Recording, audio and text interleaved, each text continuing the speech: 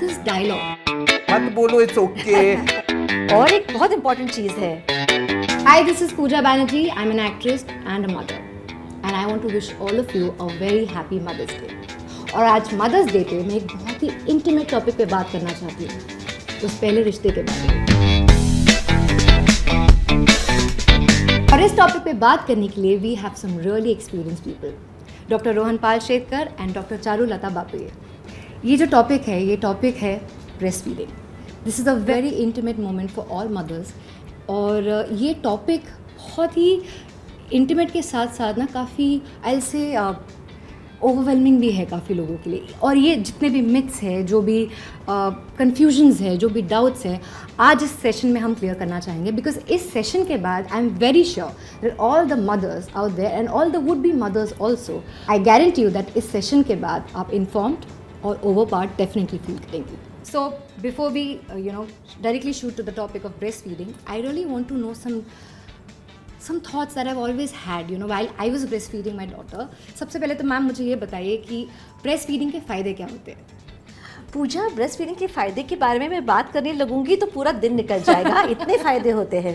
तो बताइए मैम, मैं सुनने के लिए तैयार हूँ। तो सबसे पहले बेबी के लिए जो फ़ायदे होते हैं वो बेबी का पहला वैक्सीन होता है। So many diseases are going to be prevented just by the initiation of breast feeding.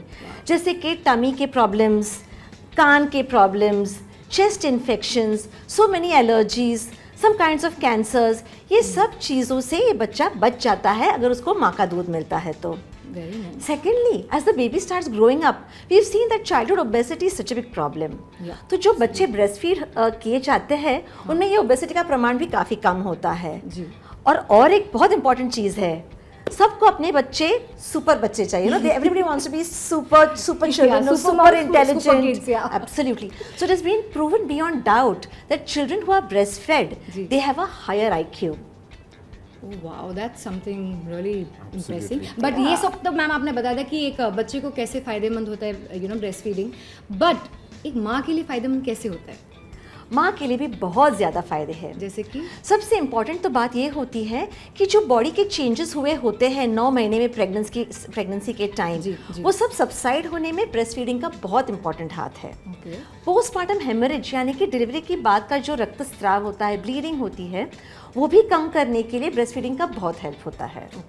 More importantly, breast cancer, which is increasing so much in our country today, it has been seen that in women who breastfeed their children exclusively, उनमें breast cancer का प्रमाण, ovarian cancer का प्रमाण और बाद में जाके heart disease, diabetes, इन सब चीज़ों का भी प्रमाण काफ़ी कम होता है। Because of breastfeeding, you are saying that all these cancers can be prevented. Oh yes. That is so nice. That is so nice. In fact, in addition, जो मैडम ने कहा है, ब्रेस्ट फीडिंग से बच्चे और माँ का बॉन्डिंग भी बढ़ जाता है। इनफैक्ट जब बच्चे की डिलीवरी होती है, या तो वजाइनल डिलीवरी या सिजेरियन होता है, हम तुरंत बच्चे को डिलीवर करने के बाद माँ के छाती पे डालते हैं ताकि वो ब्रेस्ट फीडिंग जल्दी से इनिशिएट हो जाए, क्योंकि एनी न्यू थिंग वो बच्चे के लिए is going to be the first time, because it's the first time he is in the world और she is in the world. तो इसलिए we put the baby on the chest ताकि breast feeding immediately delivery के बाद तुरंत चालू हो जाए एंड हम बॉन्डिंग भी बढ़ा दें।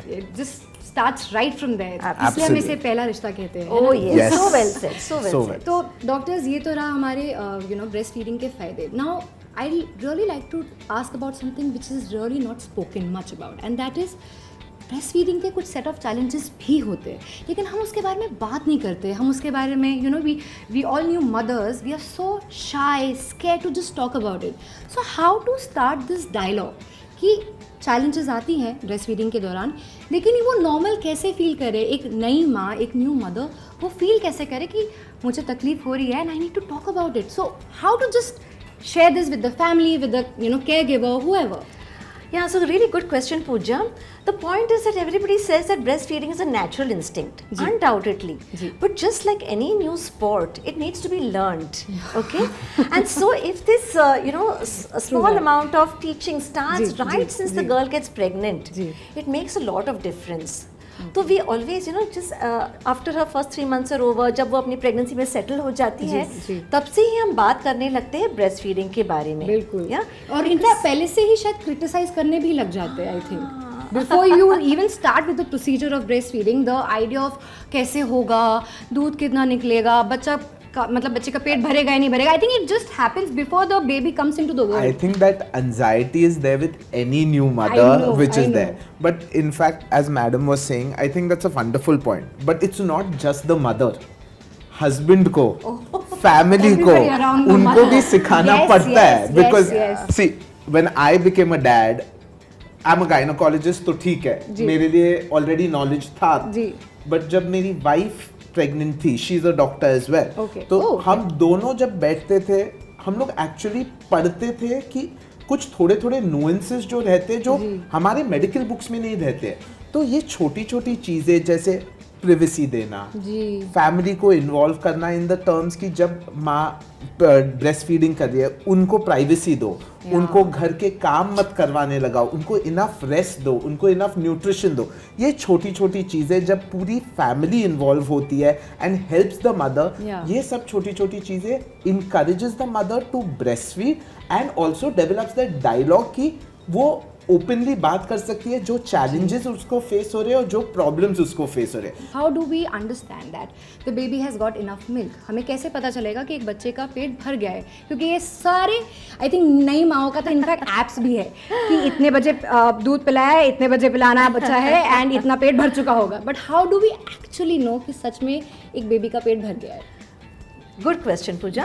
So all in all, क्या होता है ना, the size of the baby's stomach is really very tiny when it is born, like the size of a marble.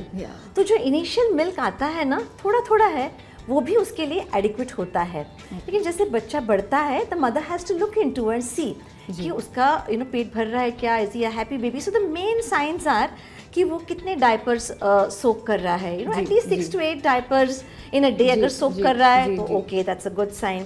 Secondly, how many times are you breast feeding yourself? Between 8 to 12 times अगर आप उसको breast feed कर रहे हो, maybe the sessions could go on for half an hour, 1 hour also, but that is the sign that yes, probably the baby is doing well. But most importantly, the baby has to look rested. The baby shouldn't be jittery, shouldn't be irritable. Okay, तो ये थोड़ी थोड़ी चीज़ें हैं जिससे हमें पता चलता है कि बेबी का पेट भर रहा है कि नहीं भर रहा है. और एक चीज़ मैं यहाँ बताना चाहती हूँ कि जब सबको लगता है बेबी रो रहा है यानी कि हंग्री है, that's not true. The baby cries for so many reasons.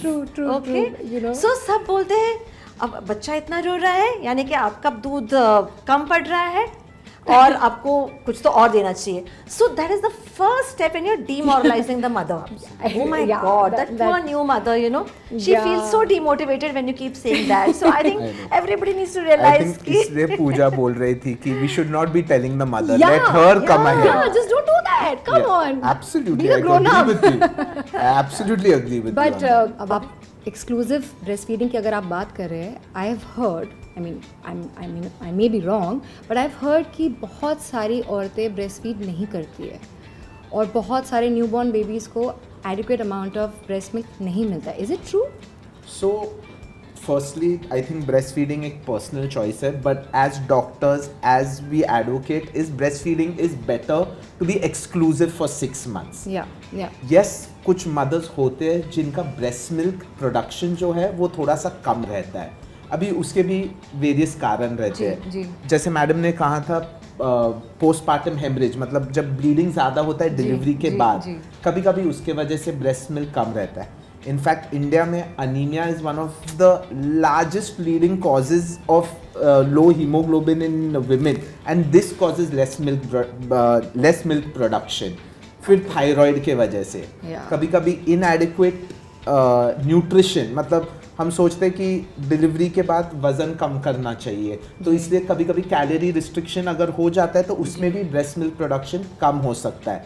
तो इसके वजह से कभी कभी क्या होता है कि एडिक्वेट ब्रेस्ट फीडिंग नहीं होता है और इसके वजह से माँ को लगता है कि वो मेरा मिल्क प्रोडक्शन ही नहीं है तो मैं ब्रेस्ट फीडिंग बंद कर देती हूँ और टॉप फीड्स करती हूँ. तो ये माइंडसेट कभी कभी हम लोग को चेंज करना पड़ता है कि हमें इन्वेस्टिगेट करना चाहिए माँ को, ताकि उसको भी ऐसे फील ना हो कि उसका ब्रेस्ट मिल्क इनएडिक्वेट हो रहा है उनके लिए. सो इसलिए इट्स क्वाइट अ कनंडम, एक्चुअली एक विशियस सर्किल बोलते हैं कि ऐसे same circle cross and cross होके फिर हमें कहाँ तो तोड़ना पड़ता है और इसके वजह से आपके फैमिली जो हम लोग बात कर रहे थे, जी, द हस्बैंड, योर डॉक्टर्स, ये पूरा होलिस्टिक कम्युनिटी होना चाहिए जो एक मदर को सपोर्ट करे। Absolutely rightly said. तो जैसे मैं कह रहा था कि जब ब्रेस्ट मिल्क प्रोडक्शन कम रहता है, देयर आर होम रेमेडीज जैसे शतावरी, फेनुग्रीक सीड्स, मेथी, आप माहौर मच्छी के बारे में बात करते हैं, लैक्टेज जैसे मेडिकेशंस भी रहते हैं जो हम दे सकते हैं।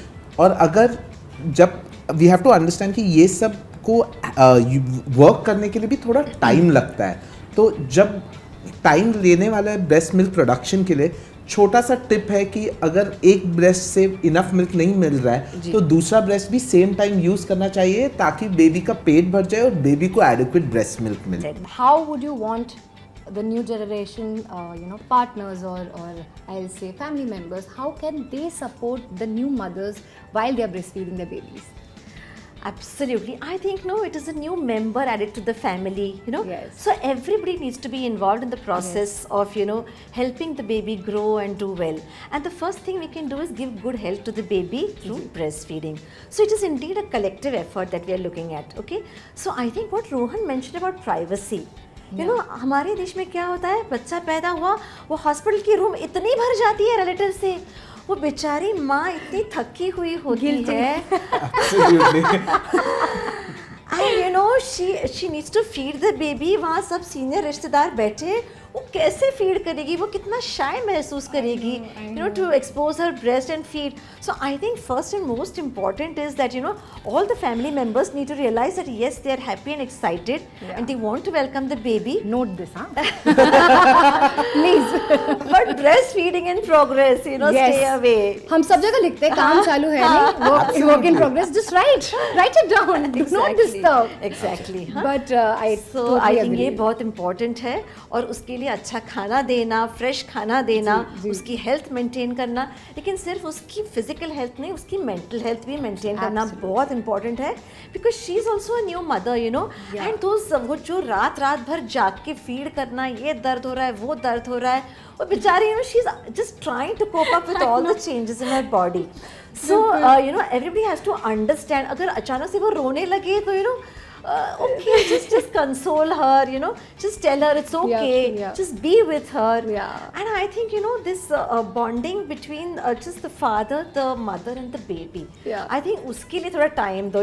I love my mother and my mother-in-law, but disclaimer hai ye.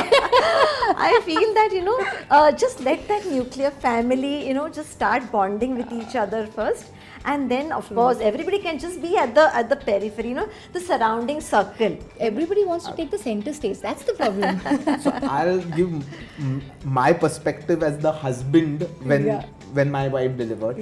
Just simple things, जैसे like रात में अगर आपकी wife breastfeed कर रही है, so at that time you just wake up, you may not be involved in the breastfeeding, पर एक बार feeding हो जाए, एक चीज होती है जहाँ बेबी को बर्प भी करना होता है, you can take over, allow your wife to go to bed, because 2 घंटे बाद उसे वापस उठना पड़ने वाला है या 3 घंटे बाद उसे वापस उठना पड़ने वाला है ब्रेस्ट फीडिंग के लिए.